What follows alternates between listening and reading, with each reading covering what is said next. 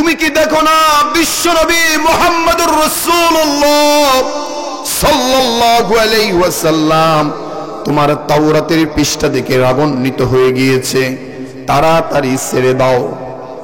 ছেড়ে দিয়ে হযরত ওমর রাদিয়াল্লাহু তাআলা আনহু দৌড় দিল রাসূলের পিছনে পিছনে, সামনে গিয়ে দুই হাত এভাবে দিয়ে বলল, ইয়া রাসূলুল্লাহ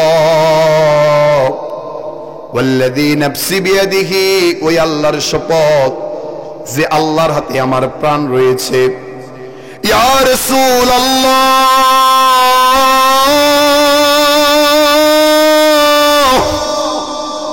আপনি যেটা চিন্তা করেছেন আমি ওইভাবে তাওরাতের পৃষ্ঠাটা পড়ি নাই, আমার চোখের সামনে পড়েছে জন্য আমি দেখতেছিলাম কি লেখা রয়েছে। আল্লাহ রাসূল এতই বেশি রাগ করেছিল যে ওমর রাদিয়াল্লাহু তাআলা আনহুর কোনো কথারই জবাব দিচ্ছে না। কলিজার টুকরা বাবারে,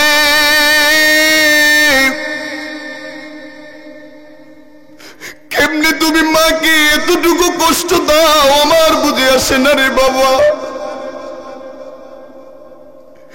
যার মাটা চলে গেছে একটা বার শুনো, সে যদি আজকের দিনে মাকে পেত, মাকে জড়াইয়া ধরে কপালে চুমু খেত, বুকে জড়াইয়া ধরত আর বলতো, মা আমাকে মাফ করে দাও।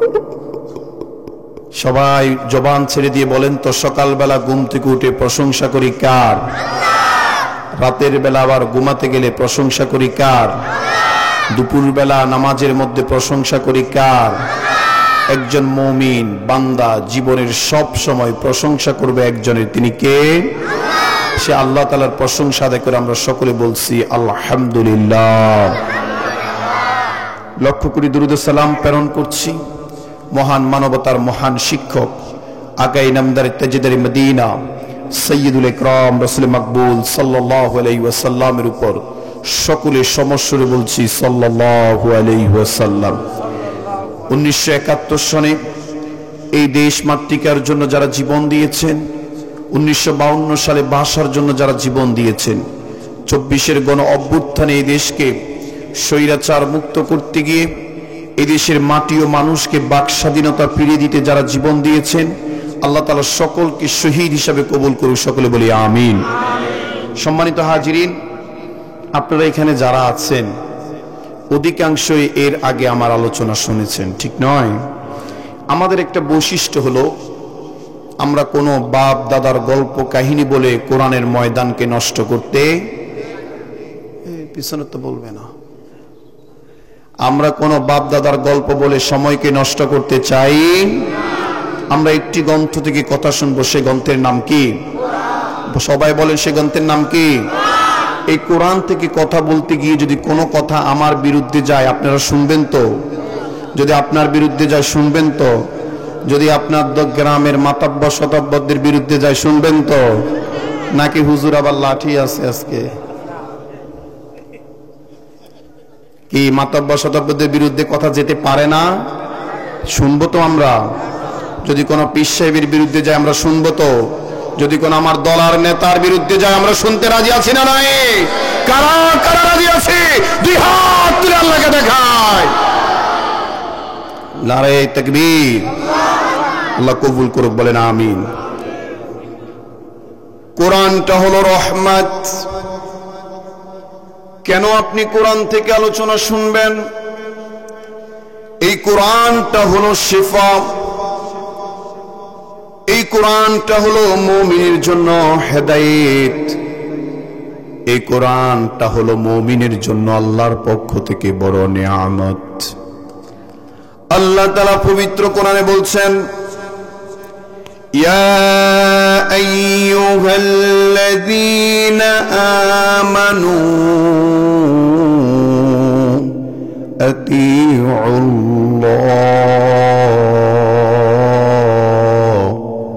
ওয়া আতিউর রাসূল ওয়া উলিল আমরি মিনকুম।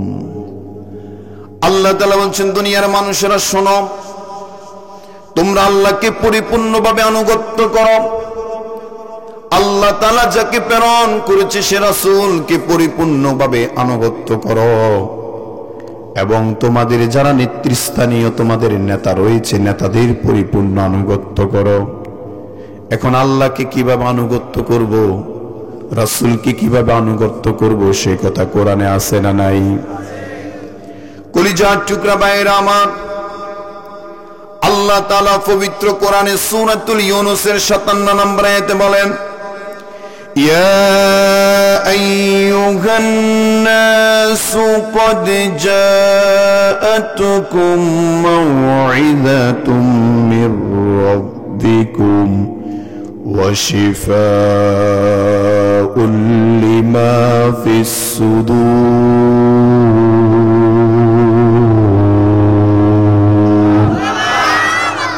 আল্লাহর কোরআন ঘোষণা করে, ইয়া আইয়ুহান নাস, হে ভবানীপুরের মানব সম্প্রদায়, ক্বাদ জাআতকুম মাউইযাতুম, তোমাদের জন্য এসেছে আল্লাহর পক্ষ থেকে নসিহত, তোমাদের পক্ষ থেকে এসেছে, তোমাদের জন্য এসেছে আল্লাহর পক্ষ থেকে ওয়াজ। এই ওয়াজটা যে ব্যক্তি গ্রহণ করবে, শুনবে, দিলের মধ্যে ধারণ করবে, কাজে পরিণত করবে, কয়টা? 1 নম্বরে শুনবে, 2 নম্বরে দিলে ধারণ করবে, 3 নম্বরে কাজে পরিণত করবে। এই কোরআনটা যে ব্যক্তি ধরবে, শুনবে, জীবনে কাজে লাগাবে, আল্লাহর কোরআন তার ব্যাপারে ঘোষণা করে তার জন্য তিনটা পুরস্কার রয়েছে। 1 নম্বর হলো ওয়াশিফাউল লিমা ফিস সুদূর, জন্মের পর থেকে তার অন্তরের ভিতরে যত ব্যাধি রয়েছে, তার অন্তরের ভিতরে যত রোগ রয়েছে, এই কোরআনের বাণী শোনার কারণে আল্লাহ তাআলা তার অন্তর থেকে সমস্ত ব্যাধিগুলো দূর করে দিবে। সুবহান। 2 নম্বর আল্লাহ তাআলা বলেন, ওয়া হুদাও ওয়া রাহমাতুল লিল মুমিনিন।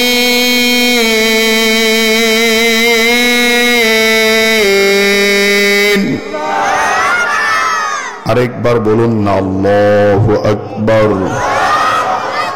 আল্লাহর কোরআন বলে, ওয়া হুদাও, বান্দা তোমাকে হেদায়েতের পথ দেখাই দিবে কোরআন। এই কোরআন আওয়ামী লীগের পথ দেখায় না, এই কোরআন বিএনপির পথ দেখায় না, এই কোরআন জামাতের পথ দেখায় না, বরং এই কোরআন সকল দলীয় মানুষকে শেষ পর্যন্ত জান্নাতের পথ দেখিয়ে দেয়। সুবহান। আমরা আওয়ামী লীগ চাই, কারা কারা হাত তুলি? আচ্ছা বুঝলাম, এবার ক্ষমতায় বিএনপি চাই, কারা কারা হাত তুলি? এই রাশেদুল ভাই মনে রাখবেন, আওয়ামী লীগও নাই, বিএনপিও নাই। আমরা এবার সকলে মিলে উত্তর দিতে চাই, জান্নাতে চাই, কারা কারা? 2 হাত তুলে আল্লাহকে দেখায়। আল্লাহ তাআলা কবুল করুক, বলেন আমিন। কয়েকজন হাত তোলে নাই, পিছনে পিছনে খুব চালাক। সব যদি জান্নাতে চলে যায়, জাহান্নামের আগুন কি করবে? আল্লাহর কোরআন কি বলছে একটু মনোযোগ দিয়ে শুনেন। আল্লাহর কোরআন বলে, ওয়া রাহমাতুল লিল মুমিনিন, যারা আল্লাহর কোরআন শোনে, আল্লাহর কোরআন মানে, কোরআন তাদের জন্য আল্লাহর পক্ষ থেকে রহমত নিয়ে আসে। সুবহানাল্লাহ। এখন বললেন, হুজুর হেদায়েত মানে কি, আমাকে বুঝাইয়া বলেন। হেদায়েত মানে হলো যারা কোরআন শুনবে, যারা কোরআন মনের ভিতরে ধারণ করবে, বাস্তব জীবনে যারা কোরআনকে আমল করবে, এই কোরআন তাদেরকে কাল কিয়ামতের ময়দানে জান্নাতের পথে নিয়ে যাবে। সুবহানাল্লাহ। এই কোরআনটা রহমত। কিভাবে রহমত হলো? এই কোরআন যদি না আসতো, নারী পুরুষকে কিভাবে বিবাহ বন্ধনে আবদ্ধ করতে হয় আমরা জানতাম না। জানতাম, যদি নাই জানতাম আমার আম্মা আমার আব্বার বিয়েটাও হতো, যদি বিয়ে না হতো আমি মানুষটাও আসতাম। তার মানে এই কোরআনটা হলো আমার জন্য রহমত। এই কোরআনটা আমাকে নামাজ শিখালো, এই কোরআনটা আমাকে রোজা শিখালো, এই কোরআনটা আমাকে দুনিয়ার সমস্ত নিয়ম কানুন শিখালো। শেষ পর্যন্ত এই কোরআনটা আমাকে পরিচয় করে দিয়েছে আসমান ও জমিনের মালিক যিনি, তার সাথে আমার সাথে পরিচয় করে দিয়েছে আল্লাহর কোরআন। চিৎকার করে বলো, আসমান ও জমিনের মালিক কে?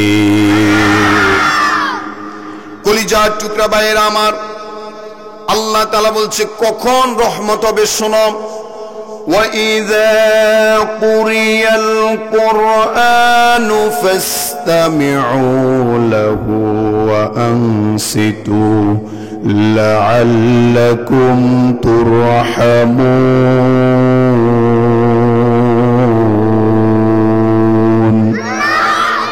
এই কোরআনটা তখনই রহমত হবে যখন মানুষ মনোযোগ দিয়ে কোরআনটা শুনবে। এই কোরআনটা শোনার পর হৃদয়ঙ্গম করবে, বাস্তব জীবনে কাজে লাগাবে। এই কোরআনটা তার জন্য আল্লাহর পক্ষ থেকে রহমত নিয়ে আসবে। বলেন সুবহানাল্লাহ। এই জন্য আমরা কোরআন থেকে আলোচনা শুনতে রাজি আছি না নাই? আল্লাহ তাআলা আবার মুমিনের একটি গুণাবলী ক্রাইটেরিয়া বলছেন, দুনিয়ার মানুষেরা শোনো, মুমিন কারা? লম্বা দাড়ি দেখলেই মুমিন মনে করবা না, লম্বা জুব্বা দেখলেই মুমিন মনে করবা না, বড় একটা টুপি মাথায় দিলেই তুমি মুমিন করবা না, মুমিন মনে করবা না। মুমিন যারা হবে তাদের কোয়ালিটিটা আল্লাহ তাআলা বর্ণনা করছেন। ইন্নামাল মুমিনুনাল্লাযীনা ইযা যুকিরাল্লাহু ওয়াজিলাত قلوبهم وإذا تليت عليهم آياته زادتهم إيمانا وعلى ربهم يتوكلون। আল্লাহর কোরআন বলে মুমিন হলো তারা الذين إذا ذكر الله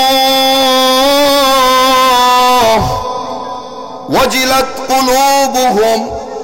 মুমিনের সম্মুখে যখন আল্লাহর কোরআন তেলাওয়াত করা হয়, মুমিনের সম্মুখে যখন আল্লাহর জিকির করা হয়, মুমিন কবরকে ভয় করে, হাসরকে ভয় করে, মিজানকে ভয় করে। মুমিনের অন্তরটা আল্লাহ আল্লাহ জিকিরের সাথে প্রকম্পিত হতে থাকে। 2 নম্বর আল্লাহ তাআলা বলেন, ওয়াইযা তুলিয়াত আলাইহিম আয়াতুহু। যখন মুমিনের সম্মুখে আল্লাহর কোরআনগুলোকে তেলাওয়াত করে শোনানো হয়, যাদাতুহুম ঈমানা, আল্লাহ তাআলা ধীরে ধীরে তাদের ঈমানটাকে বহুগুণে বৃদ্ধি করে দেয়। শুধু এতটুকু নয়, শুধু এতটুকু নয়, ওয়া আলা রাব্বিহিম ইয়াতাওয়াক্কালুন। মুমিনের ঈমানটা এত পরিমাণে বৃদ্ধি পায়, কোন নাস্তিক, কোন মুরতাদ যদি কোরআনের বিপক্ষে যায়, মুমিন রাজপথে দাঁড়িয়ে কোরআনের জন্য নিজের জীবনটাকে বিসর্জন দিত, মুমিন ভুল করে না। এমন কি কোরআনের জন্য যদি মুমিনকে রাজপথে আবার আহ্বান করা হয়, মুমিন তার গোটা জীবনের সমস্ত অর্থ, তার জান মাল আল্লাহর রাস্তায় সে দান করে দেয়। আমি কুষ্টিয়াবাসীর কাছে জানতে চাই, যদি এই কোরআনকে রক্ষা করার জন্য, এই কোরআনের বিধিবিধানকে আমার দেশে চালানোর জন্য রাজপথে যদি আবারও জীবন দেওয়া লাগে, কারা কারা রাজি আছো? 2 হাত তুলে আমার আল্লাহকে দেখাও। নারে তাকবীর, নারে তাকবীর। এজন্য কোরআন থেকে আমাদের আলোচনার দরকার আছে না নাই? কলিজার টুকরা ভাইরা আমার, ভূমিকাতে আর কোনো কথা বললাম না, সরাসরি আল্লাহর কোরআনের ভিতরে প্রবেশ করলাম। আমি আজকে আপনাদের সম্মুখে যেই কোরআনের আয়াতটুকুন তেলাওয়াত করেছি, আল্লাহর কোরআনের 114টি সূরার মধ্যে 4 নাম্বার যেই সূরার নাম হচ্ছে সূরাতুন নিসা। এই সূরাতুন নিসার একটি মাত্র আয়াত তেলাওয়াত করেছি, আয়াত নাম্বার 69, 69 নাম্বার আয়াত। টোটাল এই সূরার ভিতরে আয়াত আছে 176টি, রুকু সংখ্যা 24। যে আয়াত থেকে আলোচনা করেছি সে আয়াত নাম্বার হলো 69, সূরা নাম্বার 4, সূরার নাম সূরাতুন নিসা। এবার প্রশ্ন করব, জবাব দেওয়া যাবে? দেখছেন চুপ। হুজুর যদি জবাব দিতাম আমি তো মাস্টার্স পাস করতাম। আমি তো অনার্স পড়ি নাই, মাস্টার্স পড়ি নাই, শুধুমাত্র পরীক্ষা দেওয়া লাগে এই জন্য। বুঝলেন না? পরীক্ষা দিতে রাজি আছি না নাই? টোটাল কোরআনে সূরা আছে কত? সবাই বলেন। 114। আজকে কত নম্বর সূরা থেকে আলোচনা করছি? সবাই বলেন। সূরার নাম কি? সূরাতুল মুলক। কোন সূরা? নিসা মানে কি? একজনও জানি না। নিসা শব্দের অর্থ হচ্ছে নারী, রমণীগণ। আল্লাহর কোরআনে নারীদের নামে একটি সূরা দিয়েছেন, তার মানে নারীদের ইজ্জত আল্লাহর কাছে আছে না নাই? আল্লাহ তাআলা মহিলাদের নামে একটি সূরাই নাজিল করেছেন, সূরাতুন নিসা। এটা কোরআন শরীফটা কুমিল্লার না কুষ্টিয়ার? ওগো কুষ্টিয়ার। কার পক্ষ থেকে? এখন আল্লাহ তাআলা আমাদের জন্য এই সূরার ভিতরে যতটুকু বলেছে ততটুকু আমরা মানতে রাজি আছি না নাই? কলিজার টুকরা ভাইয়েরা আমার, এই অ্যান্ড্রয়েড ফোন যার হাতে আছে, এই মোবাইলটা খুললেই দেখবেন এক হুজুর আরেক হুজুরকে গালি দেয়, এমনও আছে না নাই? এক নেতা আরেক নেতার বিরুদ্ধে বলে, এমনও আছে না নাই? কেউ বলে হাত বাঁধো নাকে, সরি কানে, কেউ বলে হাত বাঁধো কাঁধে, কেউ বলে হাত বাঁধো বুকের উপর, কেউ বলে নাভির উপর। সাধারণ মানুষ আমরা কোথায় যাব? কার কথা ধরব? কি তাহিরির কথা ধরব, না আমিরে হামজার কথা ধরব, না মিজানুর রহমান আজহারির কথা ধরব, নাকি নিয়াজুর রহমান সেলিম সাহেবের কথা ধরব? কার কথা ধরে জান্নাতে যাব এরকম একটা চিন্তা আমাদের সবার ভিতরে আছে না নাই? ও বলছে নাই। কি রে ভাই, আমাদের সকলের জন্য জান্নাতে যাওয়ার দরকার আছে না নাই? এখন এই প্রশ্নটা আমি দুনিয়ার কাউকে করলাম না, দুনিয়ার কারো নিকট আমি এই প্রশ্নটা ছুড়ে দিলাম না, আমি সরাসরি কোরআনকে প্রশ্ন করলাম, ও কোরআন তুমি আমাকে জবাব দাও, কাকে মানলে আমি জান্নাতে যেতে পারবো? কার পিছনে হাঁটলে আমি জান্নাতের পথটা পাবো? কার রশিটা ধরলে আমাকে টেনে টেনে জান্নাতের দিকে নিয়ে যেতে পারবে? এমন প্রশ্নের জবাব পেলে আপনারা খুশি না বেজার? এখন আমি কোরআনের ভিতর প্রশ্নটা ছুড়ে দিলাম, কোরআন দাও তুমি উত্তর দাও। আপনাদের সকলের কাছে একটা প্রশ্ন করি, কোরআন জবাব দিতে পারবে কি পারবে না? কারণ কোরআন কোরআন নয়, কোরআন কার বাণী? আল্লাহ তাআলা বলছে, দুনিয়ার বান্দারা শোনো, ইয়া আইয়ুহাল্লাযীনা আমানু আতিউল্লাহ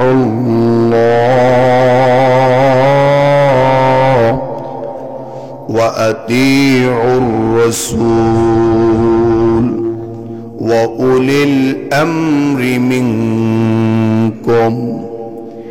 বান্দা তোমরা যারা ঈমান গ্রহণ করেছ, জান্নাতে যাওয়ার জন্য আট্রসির দরকার নাই, জান্নাতে যাওয়ার জন্য পুরফুরার দরকার নাই, জান্নাতে যাওয়ার জন্য সারসিনার দরকার নাই, জান্নাতে যাওয়ার জন্য এনায়েতপুরীর দরকার নাই, জান্নাতে যাওয়ার জন্য মাইজভান্ডারির দরকার নাই, জান্নাতে যাওয়ার জন্য আওয়ামী লীগের দরকার নাই, জান্নাতে যাওয়ার জন্য বিএনপির দরকার নাই। তবে হ্যাঁ, দরকার আছে ওই পীর সাহেবকে, যে পীর সাহেব আল্লাহর কোরআনকে পরিপূর্ণভাবে গ্রহণ করে। কথা বলেন। এখন আল্লাহর কোরআন বলছে, ইয়া আইয়ুহাল্লাযীনা আমানু,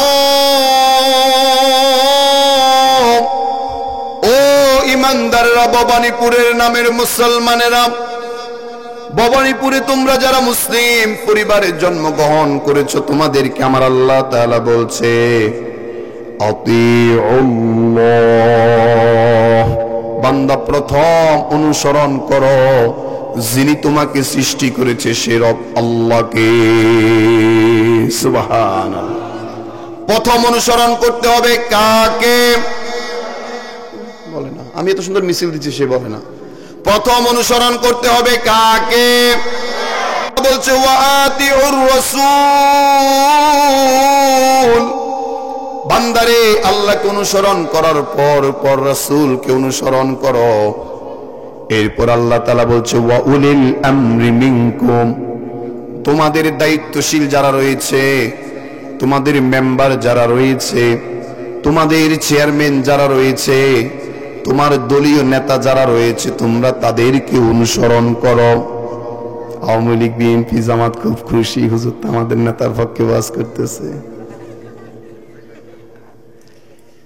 এবার সবাই বলেন, মানতে হবে কয়জন?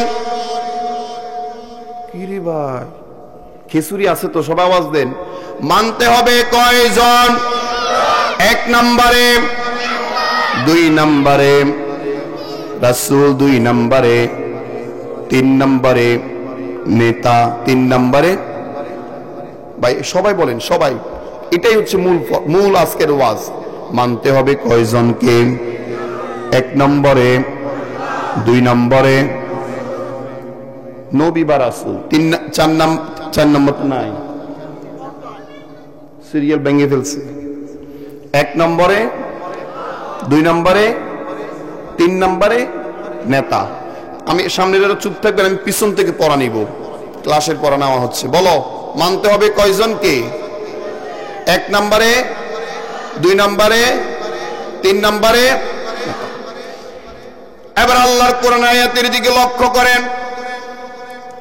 আল্লাহর কোরআন আয়াত বলছে, ইয়া আইয়ুহাল্লাযীনা আমানু আতিউল্লাহ। এখানে আতিউ শব্দটা আছে না নাই? এরপর আবার আল্লাহ তাআলা বলছে ওয়া আতিউর রাসূল, এখানে আতিউ শব্দটা আছে না নাই? এরপরে বলছে ওয়া উলিল আমরি মিনকুম, এখানে আতিউ শব্দটা আছে নাকি? নাই। তার মানে বোঝা গেল, তাফসীর ইবনে কাসির, তাফসীর ফি জিলালিল কুরআন, তাফসীরে রুহুল মানি সহ অন্তত 5-6টা তাফসীরের কিতাব আমি ঘেটেছি। সমস্ত মুফাসসিরিনে কোরআন একমত, আল্লাহকে অনুসরণ করতে গেলে কোনো প্রশ্ন করা যাবে? বুঝে নাই। আল্লাহকে মানতে গেলে কোনো প্রশ্ন করা যাবে? রাসূলকে মানতে গেলে কোনো প্রশ্ন করা যাবে? আর নেতাকে মানতে গেলে প্রশ্ন না করলেই তার জন্য বিপদ। এখন প্রশ্ন হলো, হুজুর আপনি আমাকে কিভাবে বুঝাচ্ছেন? কলিজার টুকরা মায়েরা মনোযোগ দিয়ে শুনেন। আল্লাহর হুকুম মানতে গেলে কোনো প্রশ্ন করা যাবে না। আসরের নামাজ পড়ি আমরা 4 রাকাত, ইশারের নামাজ পড়ি 4 রাকাত। এবার আপনারা জবাব দেন, মাগরিবের নামাজ পড়ি কয় রাকাত? এখন প্রশ্ন হলো, ঘটনা কি? সামনেও 4 রাকাত, পিছনেও 4 রাকাত, মধ্যখানে 3 রাকাত। আমি মানি না বললে হবে, কারণ আমি না মানলে আমার জন্য আবার লাঠি আছে না নাই? কে রাখছে? বুঝাইতে পারি না মনে হয় আমি। আপনার আমার বুঝে আসুক না আসুক, আল্লাহ বলেছে বান্দা তোমার উপর ফরজ। আপনার আমার বুঝে না আসলেও সেটা আমার উপর ফরজ করেছে কে? আর যে বলবে মানি না তার জন্য।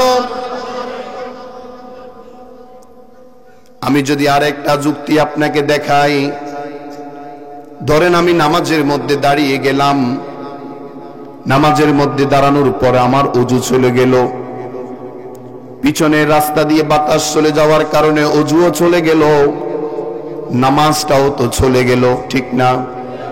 এখন শরীয়তের মাসালা হলো, যখন ওযু চলে গেল তুমি ওই কাতার থেকে বের হয়ে তুমি আগে গিয়ে ওযু করো। ওযুর উপর 4টা মুখমণ্ডল দৌত করা, দোনোই হাতের কবজি পর্যন্ত দৌত করা, মাথাটাকে মাসেহ করা, পায়ের গোড়ালি দৌত করা, এই 4টা কাজ ফরজ। ও ভবানীপুরবাসী, প্রিয় কুষ্টিয়াবাসী জবাব দেন, যে জায়গার কারণে ওযু ছুটে গেল ওই জায়গা ধোয়া লাগছে কয়বার? একবার? আচ্ছা আমরা ধুইলাম না বুঝলাম, টিস্যু দিয়ে মাসেহ করে নিলাম কয়বার? একবারও না। তার মানে বোঝা গেল এখানে আপনার আমার যুক্তি খাটে নাই। এখন যেই যুক্তি দেখাতে হবে, দেখাতে আসবে, তার জন্য আছে। ও চাচা লাঠি দেখাচ্ছে।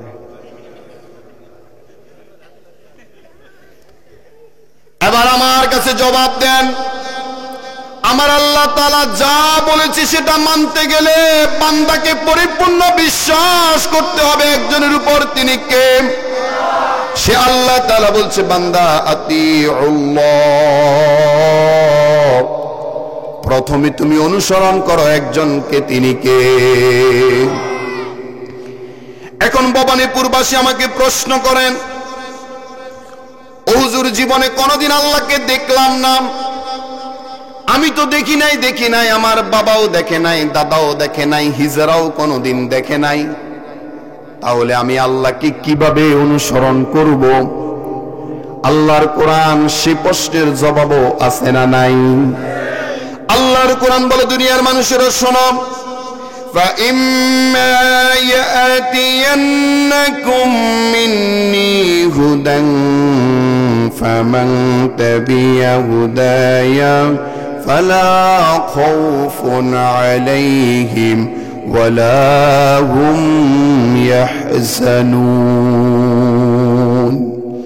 বান্দারে, আমি তোমাদের নিকট এমন একটা হেদায়েতের কিতাব প্রেরণ করেছি, ফামান তাবিয়া হুদায়া, যে ব্যক্তি হেদায়েতের কিতাবটা গ্রহণ করবে, ফালা খাউফুন আলাইহিম, তাদের জন্য কোনো ভয় নাই, ওয়ালা হুম ইয়াহজানুন, তাদের জন্য কোনো চিন্তাও নাই। যারা এই কোরআনটা ধরবে, এই কোরআনটাকে হেদায়েতের বাণী হিসেবে গ্রহণ করে নিবে, তাদের জন্য দুশ্চিন্তা মুক্ত ঘোষণা করেছে একজন, তিনি কে?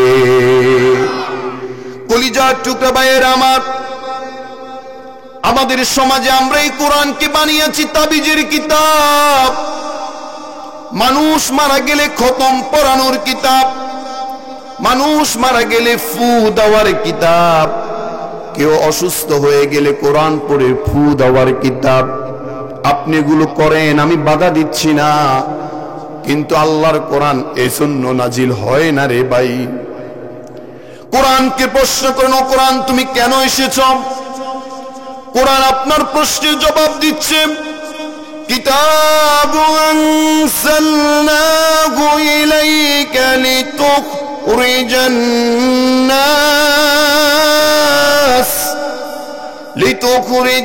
নাস মিনাজ যুলুমাতি ইলান নূর।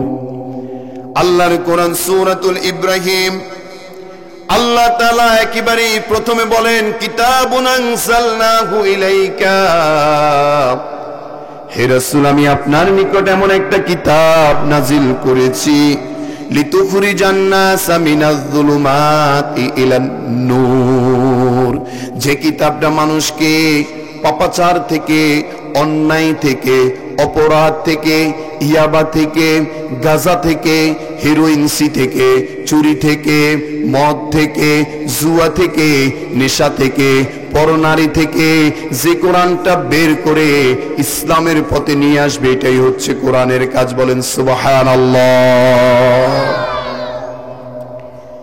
এই কোরআনটা কিভাবে সমাজ পরিবর্তন করছিল একটু লক্ষ্য করেন। আল্লাহ রাসূল এই কোরআনটা নিয়ে এসেছিলেন মক্কার বুকে 610 খ্রিস্টাব্দে। নবীর নবুয়তির পূর্ব মুহূর্তকে বলা হয় আইয়ামে জাহিলিয়া। নবীজির আগমনের পূর্ব মুহূর্তটাকে বলা হয় আইয়ামে জাহিলিয়া। আইয়াম মানে দিনসমূহ, জাহিলিয়া মানে অন্ধকার। কেমন অন্ধকারের দিন? যেই সমাজের মানুষগুলো বাবা মারা গেলে আপন মাকে বিবাহ করার জন্য পাগল হয়ে যেত। আসতে বলছে, বলেন না নাউযুবিল্লাহ। যেই সমাজের ভাইগুলো তার আপন সহোদর বোনকে বিবাহ করার জন্য পাগল হয়ে যেত, জীবন্ত কন্যা সন্তানকে মাটির নিচে পুঁতে দিত। যে সমাজের মানুষগুলো মক্কার পথ দিয়ে কেউ গেলে তাকে লুটুতরাজ করত, তার সমস্ত সম্পদগুলো নিজেদের করে নিত। যেই সমাজের মানুষগুলো নারীদেরকে কোনো অধিকার দিত না, নারীদেরকে ভোগের সামগ্রী মনে করত, যেই সমাজের মানুষগুলো নবী না আসলে 100% জাহান্নামী হয়ে যেত, ওই সমাজের মানুষগুলাকে আল্লাহর কোরআন পৃথিবীর শ্রেষ্ঠ সোনার মানুষে পরিণত করে দিয়েছে। কেমন ভাবে পরিণত করে দিয়েছে আমি আপনাকে একটু বুঝাই। আল্লাহ রাসূল সাল্লাল্লাহু আলাইহি ওয়াসাল্লামের একজন প্রিয় সাহাবী ছিল হযরতে আবু তালহা রাদিয়াল্লাহু তাআলা আনহু। মা বোনেরা মনোযোগ দিয়ে শুনেন। আল্লাহ রাসূল সাল্লাল্লাহু আলাইহি ওয়াসাল্লাম মসজিদে নববীর ভিতরে সালাতুল ইশারের নামাজ আদায় করলেন। নামাজ শেষে আল্লাহ রাসূল দাঁড়িয়ে বললেন, ও আমার আনসার সাহাবী, আমার মুহাজির সাহাবীরা, তোমাদের মধ্যে এমন কেউ কি আছো যে ব্যক্তি আজকের রাতে আমার একজন মেহমানকে মেহমানদারি করাতে পারবা? আনসার সাহাবীরা একে অপরের দিকে তাকাচ্ছেন, মুহাজির সাহাবীরা একে অপরের দিকে তাকাচ্ছেন। কেউ সাহস করে বলছেন, আল্লাহ রাসূল, আপনার মেহমানটাকে আমি মেহমানদারি করব। এমন সময় মসজিদের কাতার থেকে আল্লাহ রাসূলের প্রিয় সাহাবী আবু তালহা রাদিয়াল্লাহু তাআলা আনহু তিনি দাঁড়িয়ে বললেন, ইয়া রাসূলুল্লাহ, আপনার এই মেহমানকে আমার সাথে দেন, আমি তাকে মেহমানদারি করাবো। ঘরে গিয়ে স্ত্রী উম্মে সুলাইমকে বললেন, ও আমার স্ত্রী উম্মে সুলাইম, দেখো আমি রাসূলের মেহমান নিয়ে আসছি, তাকে মেহমানদারি করাও। স্ত্রী স্বামীকে ডাক দিয়ে বলছে, ওগো স্বামী, তুমি যে মেহমানদারি করানোর কথা বলছো, ঘরে তো কোনো খাদ্য নেই, অল্প কয়টুকু খাদ্য আছে। আমার ঘরে দুইটা সন্তান রয়েছে, তাদেরকে আমি খাওয়াই ঘুম পাড়িয়ে দিব, তুমি আর আমি না খেয়ে থাকবো এমনটাই চিন্তা করেছি। স্বামী বলছে, শোনো আমার স্ত্রী উম্মে সুলাইম, আজকের দিনে তোমার আর আমার খাওয়া লাগবে না, সন্তানদেরও খাওয়া লাগবে না, তাদেরকে একটু পানি পান করাই দিয়ে ঘুমিয়ে দাও। আর যতটুকু খাদ্য রয়েছে ওই খাদ্যটুকু আমার রাসূলের মেহমানের সামনে দাও। উম্মে সুলাইম দুইটা সন্তান চিৎকার করে কাঁদছিল ক্ষুধার যন্ত্রণায়। সন্তানদেরকে পানি খাওয়ায়া ঘুমাইয়া দিল। এবার মেহমানের কাছে খাবার নিয়ে যাবে, এমন সময় বুদ্ধিমতী স্ত্রী উম্মে সুলাইম বলছে, ওগো আমার স্বামী, আপনি যে খাবার নিয়ে যাচ্ছেন, মেহমান তো আপনাকেও মেহমানের সাথে খেতে বলবে। যদি দুইজন খান, দুজনের খাবার কিছুই হবে না, অল্পটুকু খাবার। আপনি যাবেন না, মেহমানদেরকে দূর থেকে খাবার দিয়ে চলে আসুন। হযরত আবু তালহা বললেন, উম্মে সুলাইম শোনো, এই মেহমানটা মক্কার সাধারণ কোন মেহমান নয়, মদিনার সাধারণ কোন মেহমান নয়, এটা বিশ্বনবী মুহাম্মদ সাল্লাল্লাহু আলাইহি ওয়াসাল্লামের প্রেরণকৃত মেহমান। যদি আমি খাদ্য নিয়ে না যাই, মেহমান আমাকে হয়তো বা অসন্তুষ্ট হয়ে যাবে আমার উপর। দাও, তুমি খাদ্য দাও, আমি মেহমানের সামনে নিয়ে যাই। স্ত্রী কত বুদ্ধিমতী, মা বোনেরা লক্ষ্য করেন। স্ত্রী উম্মে সুলাইম বলছে, স্বামী আমার, তুমি যেহেতু খাদ্য নিয়ে যাবা, তুমি যখন মেহমানের সামনে খাদ্য দিবা, ওই সময় আমি ঘরের আলোটা নিভাইয়া দিব। মেহমান যখন তোমাকে বলবে আপনিও খান, তুমি শুধু শুধু প্লেটের উপর হাত নাড়াচড়ো করবা আর আওয়াজ করবা। মেহমান মনে করবে তুমিও খাচ্ছ, মেহমানও খাবে। দুইটা সন্তানকে না খাওয়াইয়া, স্ত্রী না খেয়ে, স্বামীকে না খেয়ে মেহমানকে মেহমানদারিত্ব করলেন। রাতের বেলা ঘুমিয়ে গেলেন, ফজরের আজান হয়ে গেল। হযরত আবু তালহা রাদিয়াল্লাহু তাআলা আনহু মসজিদের দিকে অগ্রগামী হলেন। আল্লাহ রাসূল সাল্লাল্লাহু আলাইহি ওয়াসাল্লাম একবার মসজিদের ডান পাশে আর একবার মসজিদের বাম পাশে, দুই প্রান্তে শুধু হাঁটতেছে, কখন আবু তালহা মসজিদের ভিতরে আসবে। যখনই আবু তালহা মসজিদের ভিতরে আসলো, আল্লাহ রাসূল সাল্লাল্লাহু আলাইহি ওয়াসাল্লাম সাথে সাথে আবু তালহাকে জড়ায়ে ধরে ফেলল। বলল, আবু পরিণত করেছে একটি গ্রন্থ। ও কুষ্টিয়াবাসী বলেন, সেই গ্রন্থের নাম কি? এই গ্রন্থ আমরা মানতে রাজি আছি না নাই? আমাদের সমাজের কিছু রাম বাম একত্রিত হচ্ছে, ইসকন পিসকন গঠন করে আমাদের সমাজ থেকে কোরআনকে মুছে দিতে চায়, কোরআনকে বাদ দিতে চায়, আলেমদেরকে হামলা মামলা দিতে চায়। আমি জানতে চাই, যদি আমার আলেমেরা আহ্বান করে কুষ্টিয়ার জমিন থেকে আল্লাহর কোরআনের জন্য জীবন দিতে, কারা কারা রাজি আছো? দুই হাত তুলে আল্লাহকে দেখাও। তাকবীর ধরার কেউ নাই নাকি?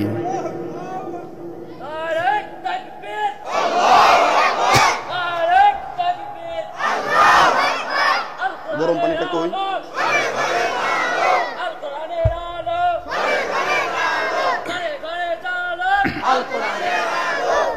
কলিজার টুকরা ভাইরা, মানতে হবে কয়জনকে? মানতে হবে কয়জনকে? এক নম্বরে ফেলে দেন। 2 নম্বরে বলেন, 2 নম্বরে, 3 নম্বরে। আমি আল্লাহকে মানলাম, আল্লাহকে মানার পরে আবার বললাম, এরপর আমি কাকে মানবো? আল্লাহ তাআলা উত্তর দিচ্ছে, বান্দা শোনো, ওয়া আতিউর রাসূল। বান্দারে, আল্লাহকে মানা হয়ে গেলে এরপর তুমি তোমার রাসূলকে গ্রহণ করো। এখন আপনি বলবেন, হুজুর রাসূল যে যুগে এসেছে সে যুগে আমি ছিলাম না। রাসূল যে যুগে মদিনায় এসেছিল সে যুগে আমি মদিনায় ছিলাম না। আমার 2টা চোখ দিয়ে আমি কখনো রাসূলকে দেখতেও পারি নাই। হুজুর আমি কিভাবে রাসূলকে গ্রহণ করব? সমস্ত মুফাসসিরিনে কোরআন একমত, ওয়া আতিউর রাসূল দ্বারা আল্লাহ তাআলা রাসূলের হাদিসকে মানার ব্যাপারে বলেছেন। রাসূলের কথা কাজ মনসম্মতি হচ্ছে হাদিস, আর পরিপূর্ণ হাদিসের অনুসরণ করার নির্দেশ দিয়েছে একজন, তিনি কে? আল্লাহ তাআলা বলছেন, ওয়ামা আতাকুমুর রাসূলু ফাখুযুহু ওয়ামা নাহাকুম আনহু ফান্তাহু। বান্দারে, রাসূল যেটা নিয়ে এসেছে সেটাকে ধরো, রাসূল যেটাকে বাদ দিয়েছে সেটাকে ছাড়ো। ও ভবানীপুরের মানুষ, এক কথায় উত্তর দেন, রাসূল নিয়ে এসেছে মদ। রাসূল নিয়ে এসেছে মদ। মদ আনে নাই, যৌতুক নিয়ে এসেছে, গাঁজা নিয়ে এসেছে, রাসূল নিয়ে এসেছে এই পৃথিবীর সর্বোত্তম আদর্শ, রাসূল নিয়ে এসেছেন এই পৃথিবীর সর্বোত্তম মুজিজা। আল্লাহর কোরআন, বলেন সুবহানাল্লাহ। এখন আল্লাহ বলছে রাসূল যেটা নিয়ে এসেছে সেটা ধরো। আমাদের কুমিল্লার কিছু মানুষ সেটা না ধরে সুদকে ধরেছে। ভবানীপুরে এমন একজন নাই কি সুদের ব্যবসা আছে না নাই? শতে শতে বাড়ে, টাকায় টাকায় বাড়ে। নতুন করে নাম দিয়েছে, এটার নাম হচ্ছে প্রপার্টিজ বিজনেস। আবার কেউ কেউ বলে হুজুর আমরা তো সুদ খাই না, একটু মুনাফা গ্রহণ করি। আবার যারা সমাজের শিক্ষিত মানুষ এরা বলে হুজুর আমরা তো সুদ খাই না, মুনাফাও খাই না, একটু ইন্টারেস্ট নিই। কথা বলেন, এরকম আছে না নাই? মুসলমান বলো, সুদকারের সাথে মুসলমানের কোন সম্পর্ক? ঘুষখোরের সাথে মুসলমানের কোন সম্পর্ক? মুসলমানের সম্পর্ক হবে একজনের সাথে, তিনি কে? আল্লাহ তাআলা বলছে দুনিয়ার মানুষেরা শোনো, ومن يطع الرسول فقد اطاع الله। যে ব্যক্তি আল্লাহ রাসূলের 63 বছরকে অনুসরণ করে সে ব্যক্তি পরিপূর্ণভাবে আল্লাহ তাআলাকে গ্রহণ করে। এখন আমরা রাসূলের 63 বছর তো অনেক পরের কথা। রাসূল আমাদের নিকট বলেছে পর্দা করা কি। এখন আমার মা, আমার বোন, আমার কন্যা, আমার স্ত্রী, এই চারজন পর্দা করছে কি করছে না, পর্দার সাথে আছে কি নাই, এই খোঁজ আমার নাই। আল্লাহর কোরআন বলছে ওয়াকরনা ফি বুয়ুতিকুন্না ওয়ালা তাবাররাজনা তাবাররুজাল জাহিলিয়াতিল উলা। ও বান্দা, তোমাদের ঘরের রমণীরা যখন ঘর থেকে বের হয় তারা যেন জাহিলি যুগের নারীদের মতন অর্ধ উলঙ্গ হয়ে ঘর থেকে যেন বের না হয়। কলিজার টুকরা প্রিয় মা এবং বোনেরা আমার, আল্লাহর কোরআন কি বলছে আপনি গভীর মনোযোগ দিয়ে শুনেন। আল্লাহর কোরআন বলছে ওয়াকরনা ফি বুয়ুতিকুন্না ওয়ালা তাবাররাজনা তাবাররুজাল জাহিলিয়াতিল উলা। ও ঘরের রমণীরা কোনদিন তাবাররুজের সাথে ঘর থেকে বের হইও না। তাবাররুজের তিনটা অর্থ দেখেন তো কুষ্টিয়া বাসীর সাথে এই অর্থগুলো মিলে কিনা। এক নম্বর, তাবাররুজের অর্থ হলো মহিলারা যখন ঘর থেকে বের হয় তখন তারা অনেক বেশি শাক সজ্জা করে বের হয়। কথা বলেন, দেখবেন স্বামীর সাথে আসার আগে পান খায়, চুলের কোনো বাজ নাই, গায়ে সুন্দর জামায় নাই, অথচ বাজারে যাওয়ার আগে চুল আশ্রায়, মাথায় তেল দেয়, সুন্দর একটা জামা দেয়। এমন মহিলা ভবানীপুরে আছে না নাই? আল্লাহর কোরআন বলছে শোনো, শুধুমাত্র তোমার স্বামী ছাড়া অন্য কারোর জন্য সাজুগুজু তোমার জন্য জায়েজ নেই। শুধুমাত্র স্বামীর জন্য রাতের অন্ধকারে তুমি নিজেকে সুসজ্জিত করো। স্বামী আসতে যতটুকু সময় লাগে ততটুকু অপেক্ষা করো। বান্দিরে, যতক্ষণ অপেক্ষা করবা ততক্ষণ তোমার জন্য আসমান থেকে রহমত নাজিল করবে একজন, তিনি কে? দুই নম্বরে তাবাররুজের অর্থ হলো না, মহিলারা যখন ঘর থেকে বের হয় ৮-৭ পোশাক পরে ঘর থেকে বের হয়। এমন নজির আমাদের বাজার ঘাটে আছে না নাই? অবশ্য আমাদের ভবানীপুরের মা বোনেরা ভালো, আমি ওনাদেরকে উদ্দেশ্য করে বলছি, মা বোনেরা শোনো, তুমি ভিতরে কোন জামা কাপড় পরলাম, উপরে কোন জামা কাপড় পরলাম, এটা যদি দুনিয়ার কোন পুরুষ দেখে, কাল কিয়ামতের ময়দানে তোমাকেও জাহান্নামের কাতারে দাঁড়িয়ে যাওয়া লাগবে। এই জন্য মহিলারা কোনো ৮-৭ পোশাক গায়ে দিবে না।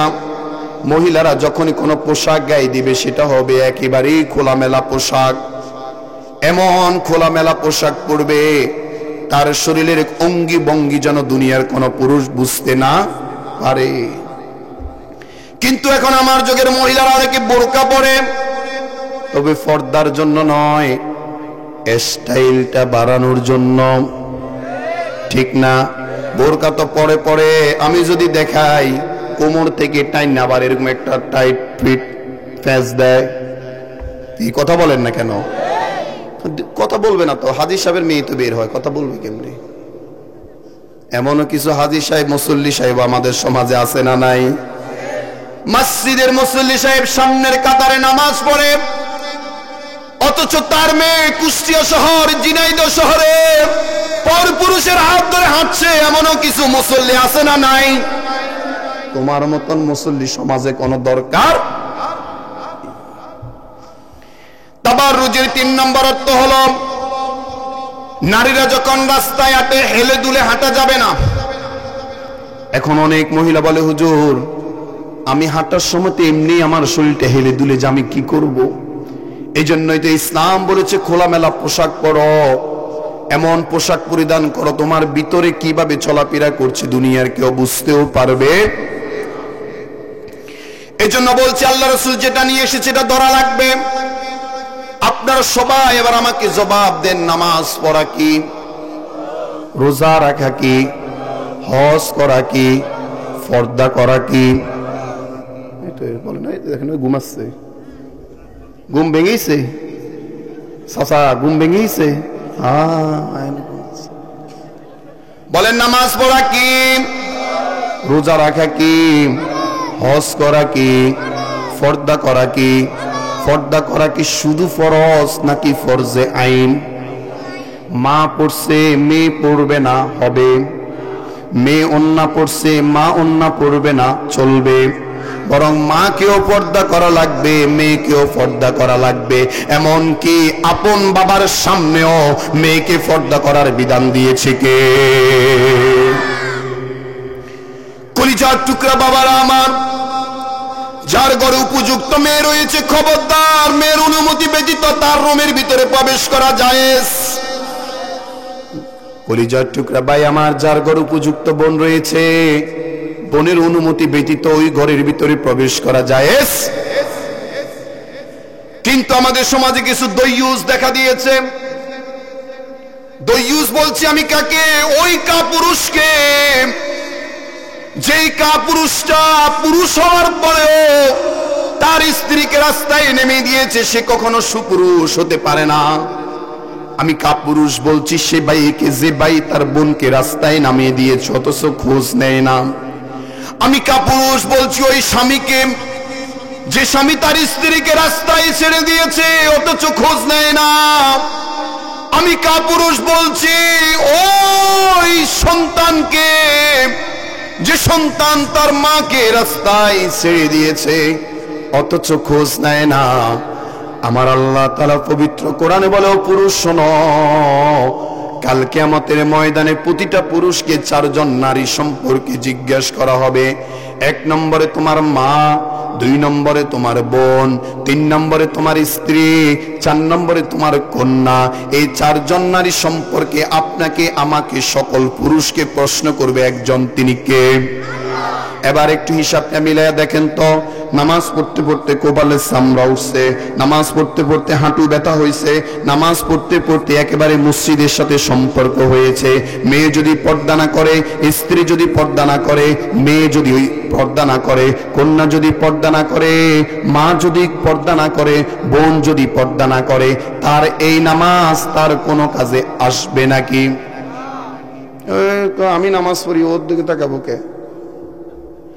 আল্লাহর কোরআন বলছে, দুনিয়ার মানুষেরা শোনো, কু আনফুসিকুম ওয়া আহলিকুম নার। বান্দা তুমি নিজেও জাহান্নামের ভয়াবহ আগুন থেকে বাঁচাও, তোমার আহাল পরিবার পরিজনদেরকেও ভয়াবহ আগুন থেকে তোমরা বাঁচাও। এজন্য কলিজার টুকরা ভাইয়েরা, কলিজার টুকরা বাবারা, নারীদের সম্পর্কে আমাদের নেতৃত্ব কর্তৃত্ব করার জন্য আদেশ দিয়েছে কে? আল্লাহর কোরআন বলে, আর রিজালু কাওয়ামুনা আলান নিসা। ও দুনিয়ার নারীরা শোনো, পুরুষরা তোমাদের জন্য নেতা, অভিভাবক।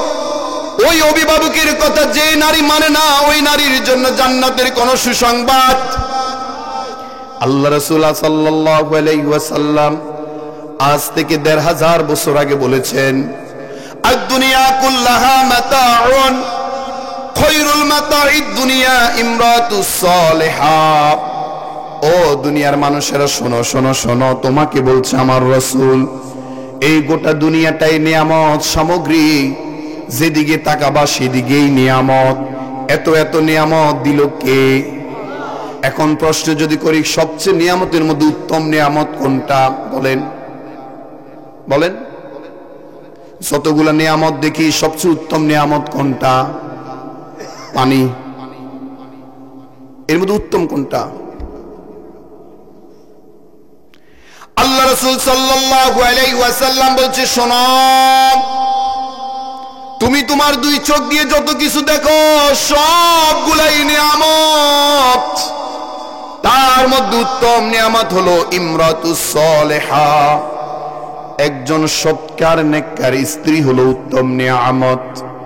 স্ত্রী যদি ভালো হয়, ওই ঘরে শ্বশুর শাশুড়িও ভালো থাকে। স্ত্রী যদি ভালো হয়, ওই ঘর থেকে ছেলে সন্তানও ভালো হয়। স্ত্রী যদি ভালো হয়, ওই ঘরে রুটি রুজির ইনকামের বারাকাত দান করে একজন, তিনি কে? কলিজার টুকরা বাবারা আমার, অত্যন্ত কলিজা ব্যথা নিয়ে বলছি, আমাদের সমাজে এমন কতগুলো মা রয়েছে, কতগুলো বাবা রয়েছে, জানে তার মেয়েটা অন্য পর পুরুষের সাথে কথা বলে, এরপরও বাধা দেয় না। জানে তার ছেলেটা অন্য এক নারীর সাথে কথা বলে, এরপরও বাধা দেয় না।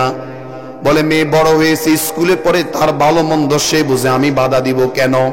এরকম কিছু কনসেপ্টওয়ালা মা বাপ আমাদের সমাজে আছে না নাই? প্রশ্ন করলাম, চাচিমা তোমার মেয়ে কোন ছেলেকে পছন্দ করে? বলে তুমি কি জানো নি, আমার মেয়ে যে ছেলেটাকে পছন্দ করে, সে ভার্সিটি থেকে বের হলেই 50,000 টাকা বেতনের চাকরি পাবে। আমি এত পাগল নাকি আমার মেয়েকে ওই কাজ থেকে বাধা দিব? এরকম আছে না নাই? দেখতে সুন্দর একটা ছেলের সাথে যদি অবৈধ সম্পর্ক করে, মা বাবা তাকে সহযোগিতা করে, এমন কিছু কাপুরুষ মা বাবা আমাদের সমাজে আছে না না? খবরদার খবরদার কলিজার টুকরা আম্মা জানেরা, আপনার উপযুক্ত সন্তান কি করছে আপনাকে গভীর মনোযোগ দেওয়া লাগবে। এই সমাজটা অত্যন্ত অন্ধকারে আচ্ছন্ন হয়ে গিয়েছে।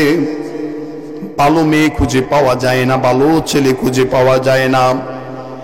এই পৃথিবীর সবকিছু চুরি হয়ে যায়। মানুষের মানুষের চরিত্রটা কেউ কাউ থেকে চুরি করতে পারে না। এজন্য চরিত্রের উপর যারা অধিষ্ঠ থাকে, চরিত্রের উপর যারা থাকে, তাদের জন্য আসমান থেকে রহমত নাজিল করে একজন, তিনি কে? কেমন ভাবে রাসূলকে গ্রহণ করতে হবে দেখেন। আমার রাসূল যখন এসেছে, গোটা সমাজ সোনার সমাজে পরিণত হয়ে গিয়েছে। এজন্য আমরা মানব কয়জনকে? 1 নম্বরে, 2 নম্বরে, এখন এতটুকু পর্যন্ত কেমন ভাবে রাসূলদেরকে গ্রহণ করেছে সাহাবায়ে কেরাম। আমি আপনার নিকটে একটি উত্তম উদাহরণ উপস্থাপন করছি। আল্লাহ রাসূল সাল্লাল্লাহু আলাইহি ওয়াসাল্লামের প্রিয় একজন সাহাবী ছিলেন হযরত ওমর ফারুক রাদিয়াল্লাহু তাআলা আনহু। নাম শুনেছি তো? যুবকরা তো শুনে নাই। মেসির নাম শুনছি তো, ক্রিস্টিয়ানো রোনালদোর নাম শুনছি তো, সেগুলো আল্লাহ রাসূলের একজন সাহাবী ছিল হযরত ওমর রাদিয়াল্লাহু তাআলা আনহু। হযরত ওমর রাদিয়াল্লাহু তাআলা আনহু একদিন মসজিদে নববীর ভিতরে তাওরাত কিতাবের একটা পৃষ্ঠা পড়ছিল। তাওরাত মানে হলো মুসা আলাইহিস সালাতু ওয়াস সালামের উপর আসমান থেকে যে কিতাব এসেছিল তার নাম ছিল তাওরাত। এভাবে হযরত ওমর ফারুক রাদিয়াল্লাহু তাআলা আনহু তাওরাত কিতাবটা পড়ছিলেন। পুরা কিতাব নয়, একটা পৃষ্ঠা। ওই পাশ দিয়ে গমন করছিলেন আমার রাসূল সাল্লাল্লাহু আলাইহি ওয়াসাল্লাম। আল্লাহ রাসূল যখন দেখলেন ওমর কোরআন বাদ দিয়ে তাওরাত পড়ছিল, আল্লাহ রাসূল অত্যন্ত ব্যথিত হলো, তার মনে অনেক বেশি ব্যথা পেল। আল্লাহ রাসূল চিন্তা করলেন আমার উপর নাজিল হলো কোরআন, আমার শরীয়ত হলো কোরআন। উমর কোরআনকে বাদ দিয়ে তাওরাতের পৃষ্ঠা পড়ে এতটা কষ্ট আমার রাসূল পেয়েছেন যে হাদিসের কিতাবে এসেছে আমার রাসূলের পুরো চেহারাটা একেবারে লাল টকবকে হয়ে গিয়েছে।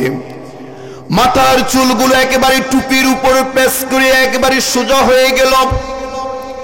ঠিক ওই মুহূর্তে হযরত আবু বকর রাদিয়াল্লাহু তাআলা আনহু উপস্থিত হলেন। রাসূলের এমন রাগান্বিত চেহারা দেখে তিনি ভয় পেয়ে গেলেন। আশপাশে তাকিয়ে দেখে ওমর তাওরাতের পৃষ্ঠা পড়ছিল। তাড়াতাড়ি দৌড়াইয়া গেল ওমর রাদিয়াল্লাহু তাআলা আনহুর নিকট। যা প্রশ্ন করল, ওমর তুমি কি দেখো না বিশ্বনবী মুহাম্মদুর রাসূলুল্লাহ সাল্লাল্লাহু আলাইহি ওয়াসাল্লাম তোমার তাওরাতের পৃষ্ঠা দেখে রাগান্বিত হয়ে গিয়েছে, তাড়াতাড়ি ছেড়ে দাও।